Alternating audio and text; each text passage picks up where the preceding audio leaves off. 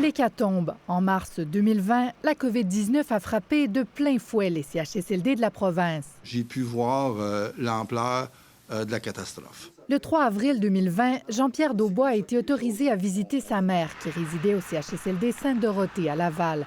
Son constat, les conditions de vie étaient épouvantables, la gestion défaillante. Ça a été une improvisation totale.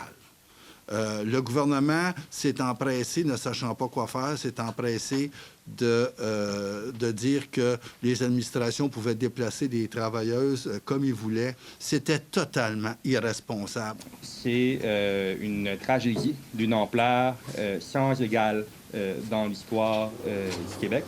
Jugeant l'offre de soins déficiente, ils ont décidé de porter l'affaire devant les tribunaux. Après 4 ans de démarche, l'action collective va officiellement de l'avant. C'est un pas important. Le recours vise toutes les personnes qui ont résidé dans un CHSLD public de la province touchées par une éclosion majeure pendant les 2 premières vagues de la pandémie, ainsi que les proches des résidents décédés. Plus du tiers des CHSLD publics sont visés.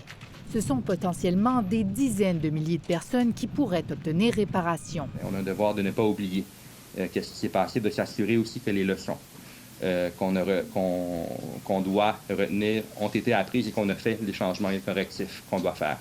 Mais sur le terrain, certains doutent que les leçons tirées de la pandémie aient changé quelque chose. On fait plein de recommandations qui sont extraordinaires. On ne les applique pas. La machine ne les applique pas. On n'écoute pas. On ne lit pas. Ce qu'il y a d'important pour les aînés, c'est qu'ils soient traités avec dignité. Le gouvernement du Québec ne commente pas le processus judiciaire en cours et ne dit pas s'il a l'intention de porter la cause en appel. Quoi qu'il en soit, le dossier pourrait encore s'étirer pour plusieurs années. Ici Kim Vermette, Radio-Canada, Montréal.